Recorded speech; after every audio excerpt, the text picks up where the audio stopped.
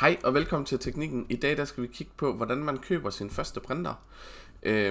Jeg har taget 5 ud, som jeg synes i den budgetvenlige kategori er solide maskiner, som man sagtens kunne starte ud på. Men det kommer lidt an på, hvad budget man har, hvad man gerne vil printe, og sådan materiale, man gerne vil printe i. Så hvis man nu for eksempel printer PLA og PETG, så er det en åben printer, man sagtens kan bruge. Skal man op i ASA eller ABS eller nylon for den sags skyld, så er den lukket. Men det kommer lidt an på, om man bare vil printe figurer, værktøjsholder, fuglehus eller hvad nu man gerne vil, eller om man er over i, at det skal være prototyper og noget, der virkelig kan holde til noget, måske noget til en bil, eller hvad nu det kunne være. Så det spiller lidt ind, men lige her der har jeg taget udgangspunkt i de nemmeste at komme i gang med, og de sådan billigste i de her starterkategorier. Men der findes utrolig meget, og YouTube er en god ven, så går man ind og kigger på noget, hvor man tænker, det her det ser mega fedt ud. Så kan man gå ind på YouTube og skrive navnet ind, så findes der garanteret et hav af videoer, hvor at de fortæller og forklarer, hvad den kan, og alle de her forskellige ting. Men der findes utrolig meget, og nogle af de brands, som jeg har taget udgangspunkt i, er nogle af de mest populære brands. Men herinde på 3D-eksperten, der har de jo utrolig meget forskelligt. Men den første, jeg har taget, det er Bambolab A1. Bambolab er et utrolig populært brand lige pt, og de har både åben og lukket. A1'eren er en okay stor printer. Den er ikke for stor, den er heller ikke for lille, men den er sådan en god midtvejs. De har også en A1 Mini, som er mindre, hvis man tænker, jamen det er til min søn på 12, som ikke skal printe så stort, så kunne man sagtens tage en A1 Mini. Men A1'eren her, den er på størrelse med deres lukkede printer også, så du har mulighed for at printe lidt større. Det smart ved Bambolab, det er, at de har det her AMS-system, så du kan køre flere farver på. Det er der også andre, der er begyndt at lave, det er slet ikke det. Men Bambolab har ligesom været de første, har et super godt app-system, hvor man kan sætte print i gang og holde øje med sine printer og alle de her forskellige ting. Men det er altså en solid starterprinter i en god prisklasse. Den her, til den her pris, det er ikke en combo, det er kun en farveprint.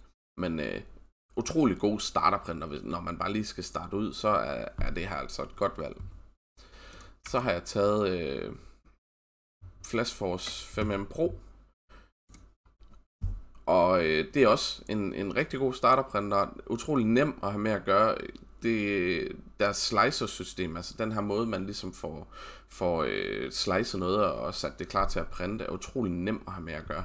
Det er sådan noget af det, at sådan det nemmeste inden for det her med at komme i gang. Det er lidt deres motto, det her med, det skal virkelig være nemt. Den har muligheden for, når man skal skifte nozzle, at det er selve sådan nogle cartridge, man køber. Så det er bare sådan 2 klik over på siden, så tager man den ud, og så sætter man helt ny i.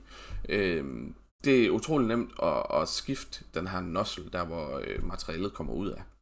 Så det vil også være et rigtig godt valg. Det er en lukket, så den har mulighed for at printe nogle lidt andre materialer, men stadigvæk et rigtig, rigtig godt valg. Den er lidt mindre end A1'eren, men den har stadigvæk den her meget almindelige størrelse inden for starterprinter. Rigtig, rigtig fin printer. Så har jeg taget Creality High. Det er en nyere printer. Den er ikke... Jeg har ikke set den endnu. Men jeg ved, at altså når Creality de laver printer, så laver de også nogle, der er rigtig, rigtig fine. Den her har også mulighed for det her med farveskift via noget, der hedder en CFS, som man kan tilkøbe. Man kan både købe den som en combo og så den her almindelige udgave. 100% autonivellering, Wi-Fi, app-system, lidt ligesom Bambolab, men også et rigtig, rigtig fint alternativ til nogle af de andre. Creality er en af de mærker, der har været her i rigtig, rigtig mange år. Jeg tror, de har 12 års jubilæum i år, så vidt jeg kan huske. Men det vil også være et rigtig, rigtig godt valg til en starterprinter. Så har vi Elegoo Centauri Carbon. Centaurien her, den har jeg prøvet, og den kører virkelig, virkelig godt. Den er ikke udkommet endnu, men den kommer inden for kort tid. Så det vil også være en, jeg helt sikkert vil kigge efter. Den har samme størrelse som Bambolab'en, Wi-Fi, Der er ikke offentliggjort noget farveskift til den, men den er gjort klar til det, så det skulle undre mig, hvorfor de ikke kommer. Men super fin printer, lukket printer, og til virkelig en prisvenlig printer, så det vil også være et super godt valg. Og så til sidst så har vi Anycubic Cobra S1'eren. Lukket printer, mulighed for farveskift, kan købes i en kombo og en ikke-kombo, igen med wifi og alle de her forskellige ting. 100% autonivellering, men det er de alle sammen den dag i dag. Kører også super godt. Men også en lukket printer, hvis man vil printe lidt andet end bare ganske almindelig PLA eller PETG. Men det er sådan altså 5 forskellige brands, hvor jeg synes, at det er en rigtig god starterprinter, hvis man starter ud. Og det kan selvfølgelig godt ændre sig over tid, hvad det er for en, jeg vil anbefale. Men som det ser ud lige nu, start 25, så er det de her 5, jeg vil sige, det er et virkelig godt alternativ til nogle dyrere printer, hvor du bare skal i gang. Du skal ikke ud og lægge et kæmpe budget for at købe en printer, for at finde ud af, at det er egentlig ikke det, du har brug for. Så vil det være de her printer, man skal kigge efter. Men gå ind og YouTube de forskellige, eller tage ind i en butik og høre, jamen, kan du ikke lige vise mig noget om den, eller forklare mig noget mere om den? Så er det jeg sikker på, at de vil hjælpe i den butik. Men altså, virkelig gode printer alle sammen. Altså, de kan nogle forskellige ting. Nogle er gode til det ene, og nogle er gode til det andet.